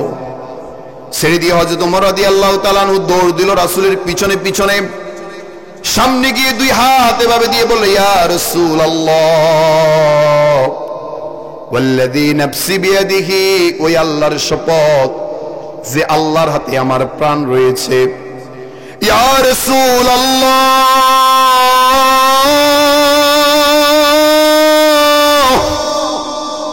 আপনি যেটা চিন্তা করেছেন আমি ওইভাবে তাওরাতের পৃষ্ঠাটা পড়ি নাই। আমার চোখের সামনে পড়েছে জন্য আমি দেখতেছিলাম কি লেখা রয়েছে। আল্লাহ রাসূল এতই বেশি রাগ করেছিল যে ওমর রাদিয়াল্লাহু তাআলা আনহুর কোনো কথারই জবাব দিচ্ছে না। আল্লাহ রাসূল আবার সামনের দিকে হাঁটতে লাগলেন, আবার সামনে দৌড়াইয়া গেলেন হযরত ওমর ফারুক রাদিয়াল্লাহু তাআলা আনহু। দৌড়াইয়া গিয়ে আমার রাসূলকে জড়াইয়া ধরলেন, জড়াইয়া ধরে বলে, ইয়া রাসূলুল্লাহ আমি আপনাকে আমার ইজ্জতের কসম সম্মানের কসম করে বলছি আপনি যেটা মনে করেছেন এমন কিছুই নয়। আমি শুধু শুধু তাওরাতের কিতাবটা একটু দেখছিলাম। আল্লাহ রাসূল তখনও কোনো কথা বলছিলেন না, এত বেশি রাগ করেছিলেন। এবার হযরত ওমর ফারুক রাদিয়াল্লাহু তাআলা আনহু রাসূলের চোখের উপর চোখ রাখলেন, তার কপালের দিকে তাকিয়ে বলে, ইয়া রাসূলুল্লাহ গোটা আসমান সাক্ষী, জমিন সাক্ষী রেখে আমি বলছি রাদিতু বিল্লাহি রাব্বান ওয়া বিল ইসলামি দীনাও ওয়া বিমুহাম্মাদিন সাল্লাল্লাহু আলাইহি ওয়াসাল্লাম নাবিয়্যাও ওয়া রাসূলা। পারেন না?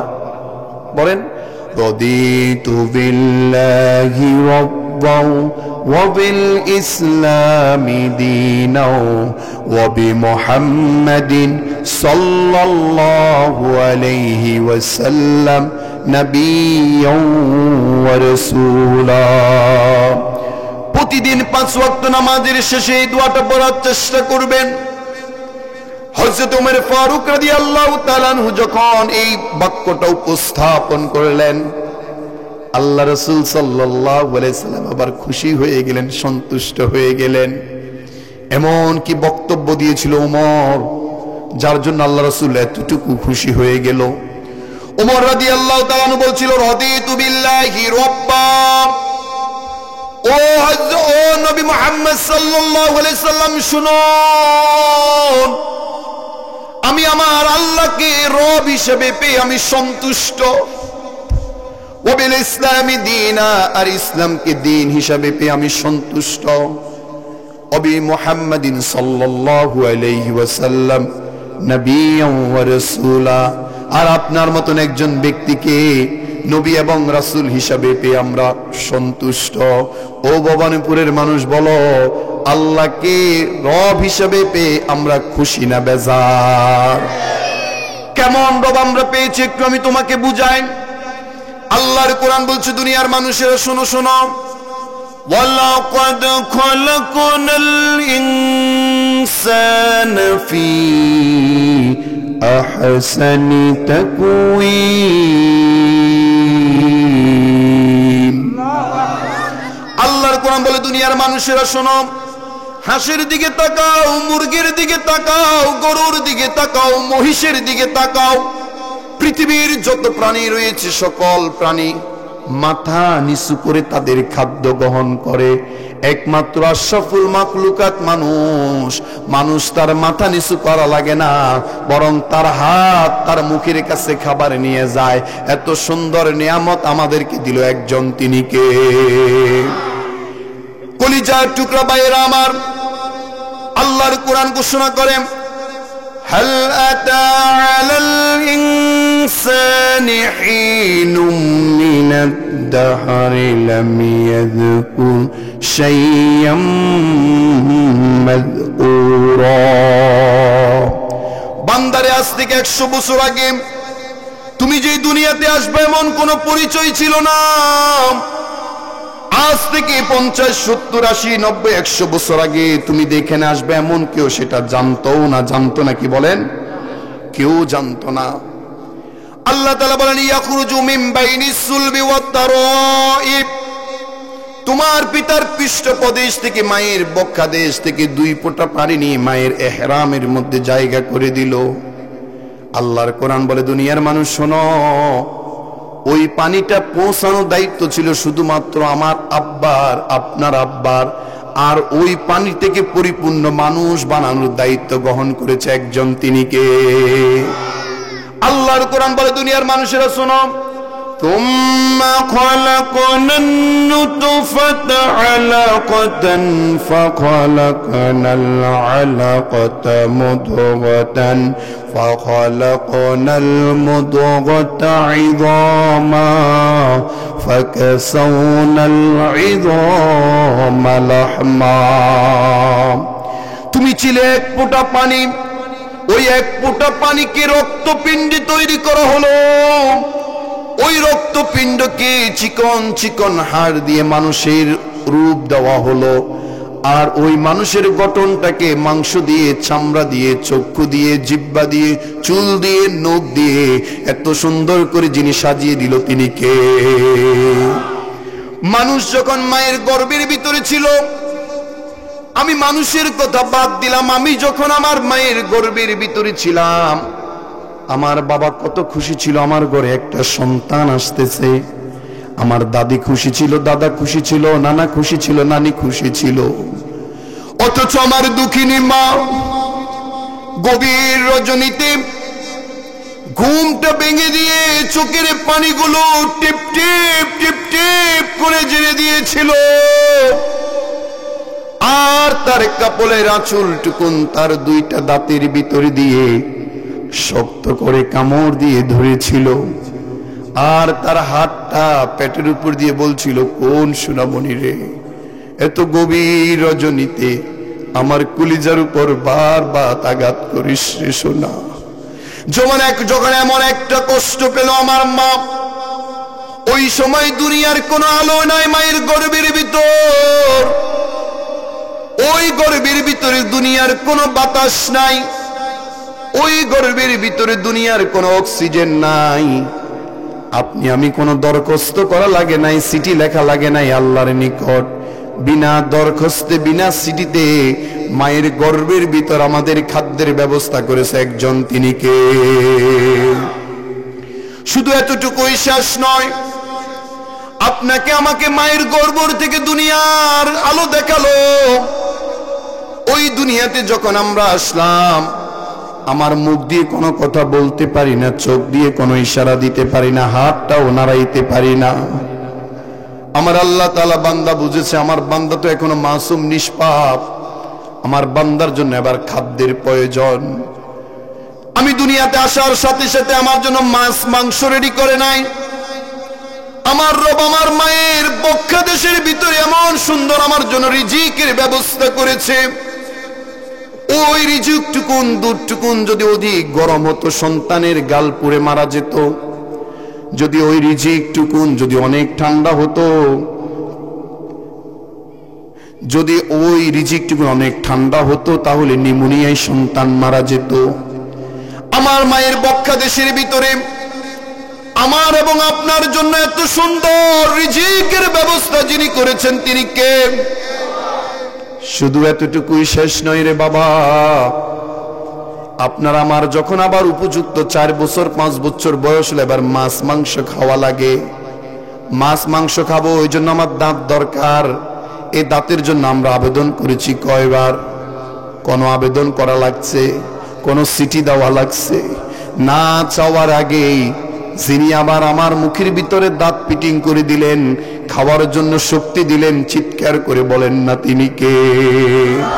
এত সুন্দর আল্লাহকে রব হিসাবে খুশি না আমরা বেজার?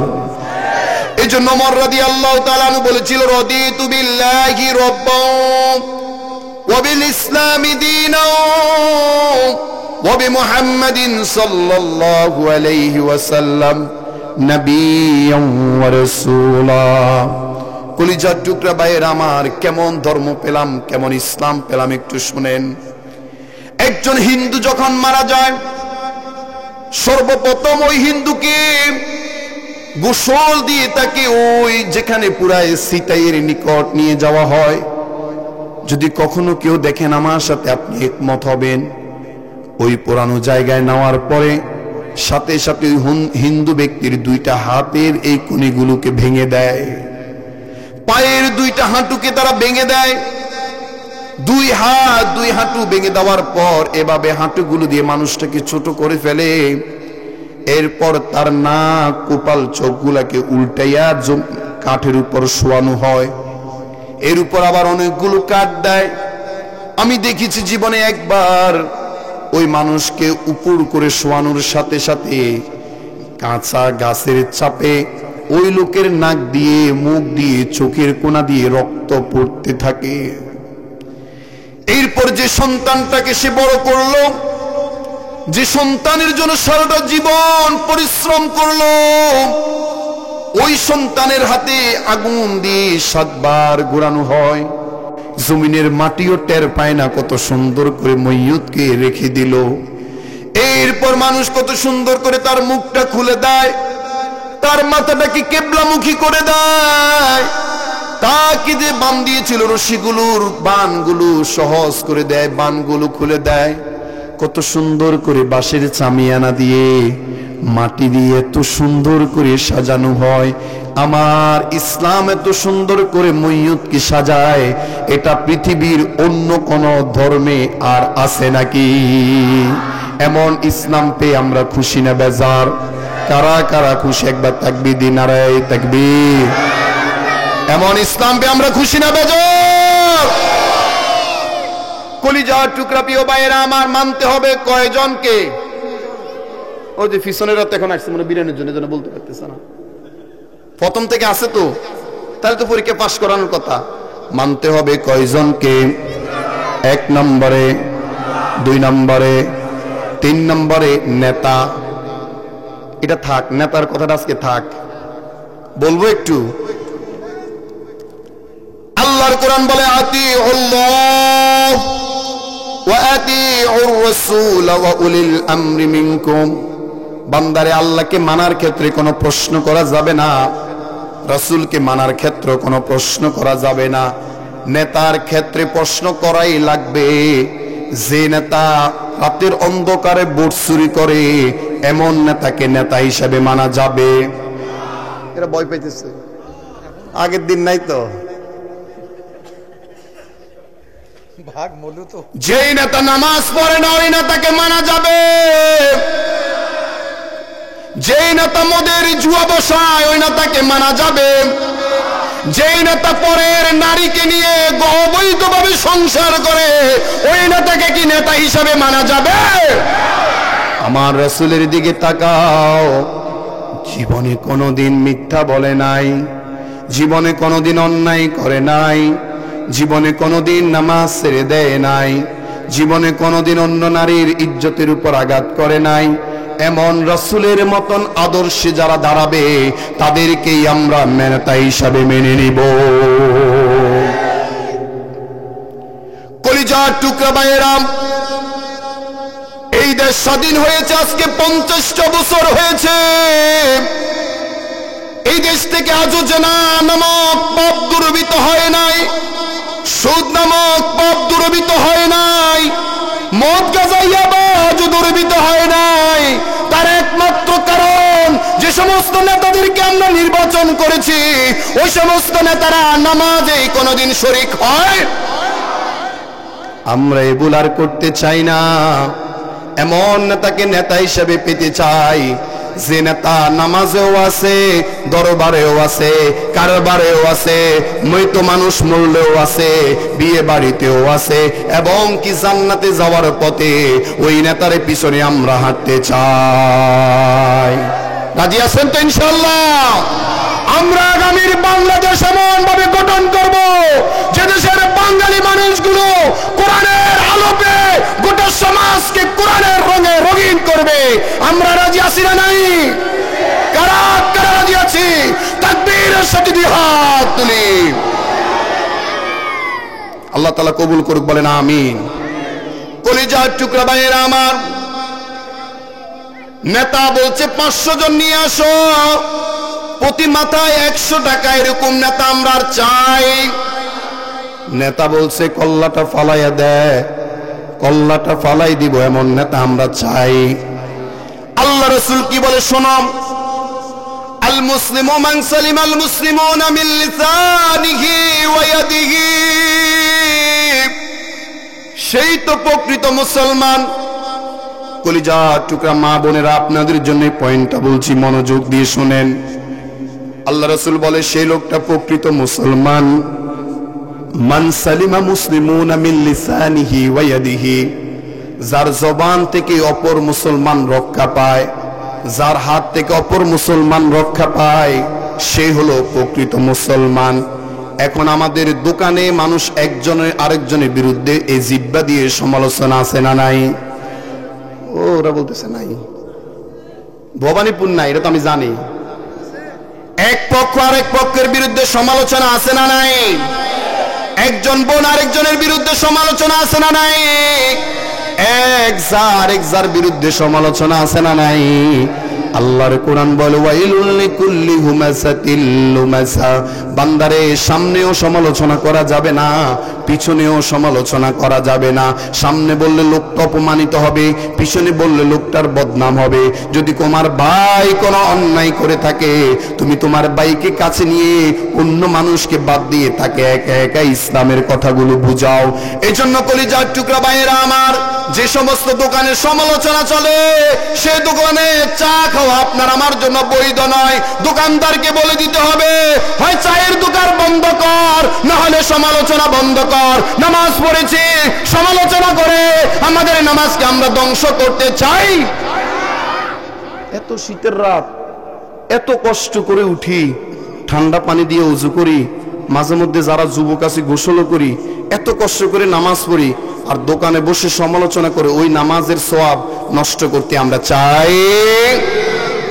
আল্লাহ রাসূল সাল্লাল্লাহু আলাইহি ওয়াসাল্লাম 2 নম্বর বলছেন, যার হাত থেকে কোন মুসলমান রক্ষা পায় সে হলো নিরাপদ মুসলমান। খবরদার, আপনার হাত দিয়ে কারো জমির আইল কাটা যাবে না। আপনার আমার হাত দিয়ে অন্যের জমির ফসল নিজের ফসল মনে করা যাবে। অথচ আমাদের সমাজে দুই পক্ষ কাজিয়া লাগছে, গ্রামে মাঠের ফসল নাই। ঠিক, ডাক্তার তো এটা পুরাতন জানে না, রোগী তো আগের গুলাই। এরকম আমাদের সমাজে আছে না নাই? খবরদার খবরদার, ঝগড়া হয়েছে সমাধান হয়ে যাবে, কিন্তু তুমি যে অন্যের সম্পদ নিজের পকেটে ঢুকলা, কি জবাব দিবা আল্লাহর কাছে? কাল কিয়ামতের ময়দানে প্রত্যেকটা বিষয় সম্পর্কে তোমাকে জিজ্ঞেস করা হবে, বান্দা। কুল্লুকুম রাইন ওয়া কুল্লুকুম মাসউলুন আন রায়াতিহি। ও মাতাব্বর শোনো, মাতাব্বরি করা তোমার অহংকার নয়, মাতাব্বরি করা তোমার গর্ব নয়। তোমার সমাজে যদি কোনো অন্যায় হয়, ওই অন্যায়ের ন্যায় বিচার করতে না পারলে কাল কিয়ামতের ময়দানে জবাব দেওয়া লাগবে একজনের কাছে, তিনি কে? খবরদার খবরদার, অন্যের বউকে নিজের বউ মনে করা যাবে, অন্যের সম্পদকে নিজের সম্পদ মনে করা যাবে। আমাদের গ্রামের কিছু মহিলারা আছে, এটা ক্যামেরা দেখা যাচ্ছে তো? হ্যাঁ, ভালো করে দেখাও। এইভাবে তো উন্না পরে, ঠিক না? এই দিক দিয়ে একটু জুল থাকে, তো এর আইল দিয়ে হাঁটতেছে, এর গাছের একটা সিম, ওর গাছের একটা বেগুন, এর গাছ থেকে 4-5টা মরিচ নিয়ে আইসা দিয়ে খাচ্ছে, স্বামীও খাচ্ছে, ছেলে সন্তানও খাচ্ছে। যার জমিন থেকে নিল সে জানে। এখন আপনারাই ফতুয়া দেন, আমি তো ছোট হুজুর, আপনারা বড় হুজুর, এই খাবার কি হালাল না হারাম? ও আসতে বলছে, আমার আম্মা তো খাওয়ায়। এখন ঘাস কাটা বস্তার মধ্যে শুরু হয়। হ্যাঁ, এখন ঘাস কাটা বস্তার মধ্যে, ঘাস কাটতে যায় বস্তার মধ্যে নিয়ে আসে। আপনারা বলেন এটা হালাল না হারাম? বাজার থেকে যা নিয়ে আসছে আপনি স্ত্রী ওইটা রান্না করছে কিনা চেক করবেন, এর বাহিরে ফেলেই। তবে খবরদার, লাঠি দিতে গিয়ে জীবনের জন্য মারা যাবে, রাগান্বিত হবেন, তাকে আপনি পরিশোধ করবেন। যদি আমি কোন তরকারি বাজার থেকে নিয়ে আসতে নাও পারি, প্রয়োজনে পান্তা ভাত খাবো, লবণ দিয়ে খাবো, এরপর অন্যের সম্পদ আমার ঘরে আসবে। রাজি আছেন? কলিজার টুকরা ভাইয়েরা, আলোচনার শেষ পর্যায়ে আসছি। আপনাদের সাবেক ইমাম হিসাবে 3টা নসিহত করব, মানবেন তো? ওরা চুপ, ওয়াজ শুনতে ভালো লাগে, খিচুড়ি খায়, মানার দরকার কি? 3টা নসিহত বলবো, শুনবেন তো? না শুনে যাবেন কোথায়? মাইক তো আমার কাছে। শুনেন ভালো কথা, মানবেন তো ইনশাআল্লাহ? এক না, বিশ্বাসটা কি আবার? খবরদার, চেষ্টা মেষ্টা নাই। না মানলেই মায়, সোজা কথা, না মানলেই আমার কথা না, বা আল্লাহর কথা। 1 নম্বর হলো 5 ওয়াক্ত নামাজ পড়া লাগবে। এবার বলেন, চেষ্টা করলে হবে না পড়তেই হবে? মাসালা বুঝছেন কি? মানতে হবে না মানতেই হবে? ওই ওয়াক্ত নামাজ পড়বেন। এখান তো এখন আর, আমার চাচা অনেক আগ থেকে ছেড়ে দিছে, এখন তো আর ওইরকম লালন টালন নাই। ওরা বলে যে মসজিদের নামাজে কি হবে রে মন, মনের নামাজই তো বড় ধন। এ সমস্ত কথা আমাদের সমাজে আর এখন যুব সমাজ খায়। নামাজ পড়তে হবে কয় ওয়াক্ত? চিৎকার করে বলো, আসমানের মালিককে, জমিনের মালিককে, হায়াতের মালিককে, ইবাদতের মালিককে। সিজদার একমাত্র, কেবলমাত্র, শুধুমাত্র মালিক একজন, তিনি কে? আল্লাহ ছাড়া অন্য কাউকে সিজদা করা যাবে? 2 নম্বর হচ্ছে, কথা বলছি 3টা কথা বলবো। 1 নম্বরে নামাজ, 2 নম্বর হচ্ছে পর্দা করা লাগবে। এখন যদি বলি চেষ্টা করি, হবে? ভাইকে ডাকতে গেছে, ও মধু ভাই বাড়িতে আসো নাকি ভাই? ভাবি জবাব দিচ্ছে, না তোমার ভাই বাজারে গেছে। ও ভাবি এদিকে আসো, শোনো, ভাই বাজার থেকে আসলে বলবা সন্ধ্যায় বাজারে যাইতে, দোকানে যাইতে। এরকম বলা যায় আছে না নাই? হ্যাঁ, আছে।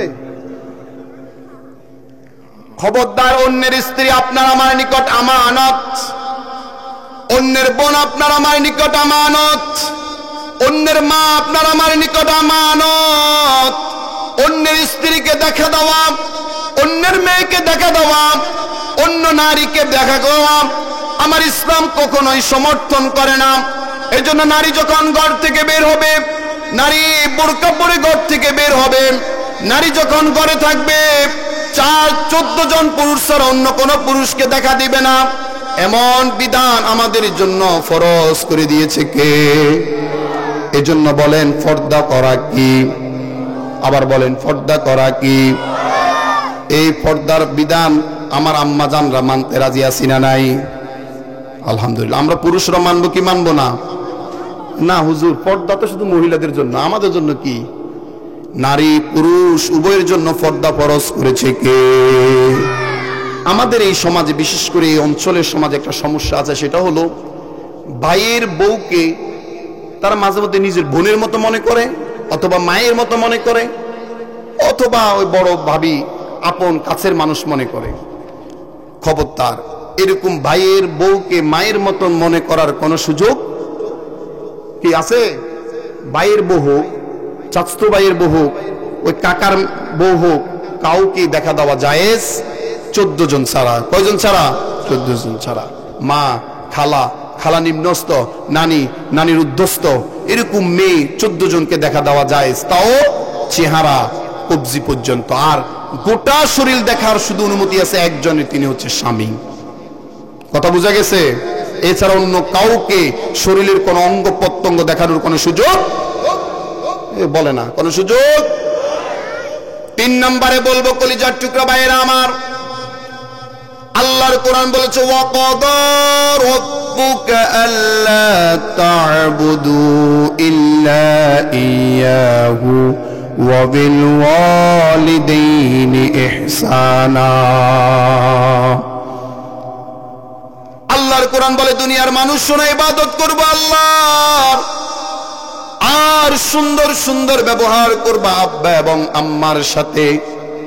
আব্বা আম্মার সাথে যে ব্যক্তি সুন্দর ব্যবহার করে তার জন্য রিজিকের ব্যবস্থা করে দেয় একজন, তিনি কে? ওই যে লক্ষ্মীপুর থেকে একজন মানুষ আসছিল, আমার পরে তার কেউ নাই, আমি খুব দ্রুত শেষ করে দিচ্ছি। এই যে লক্ষ্মীপুর থেকে একজন ভাই আমাকে মাইকে করে একেবারে আপনাদের এখান পর্যন্ত নিয়ে আসলাম।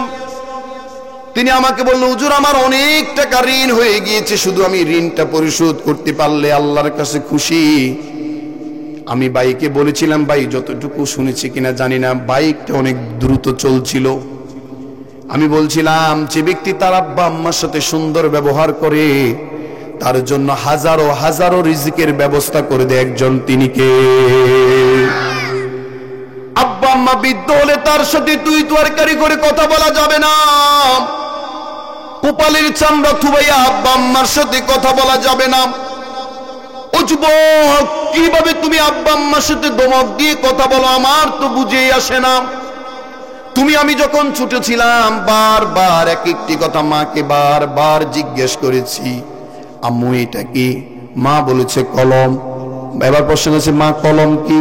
বলছে এটা দিয়ে লেখে। ও বলছে মা লেখলে কি হবে? ও লেখলে শিক্ষিত হবে। ও মা শিক্ষিত কি? ও বড় হলে বুঝবা।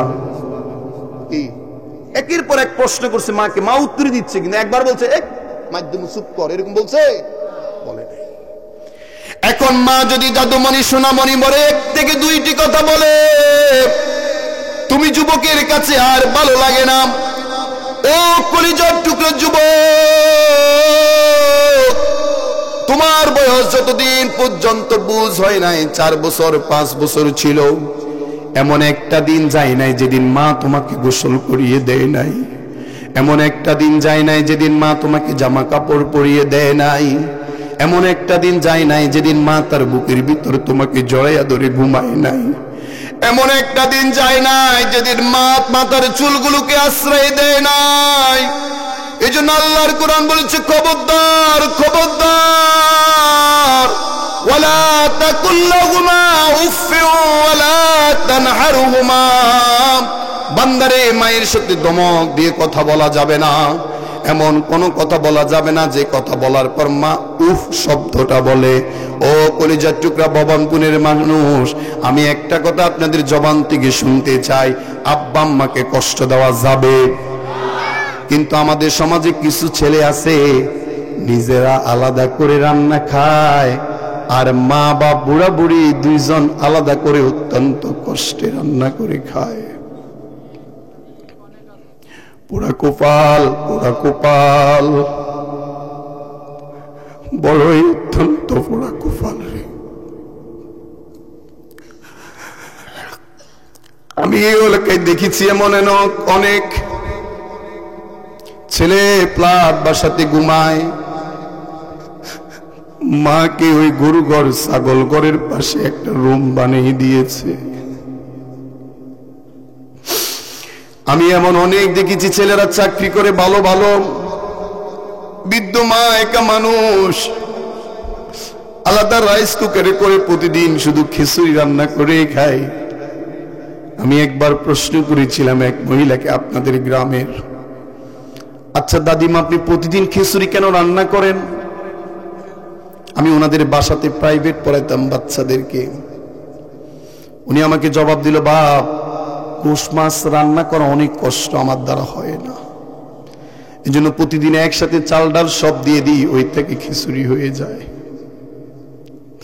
কলিজার টুকরা বাবা রে,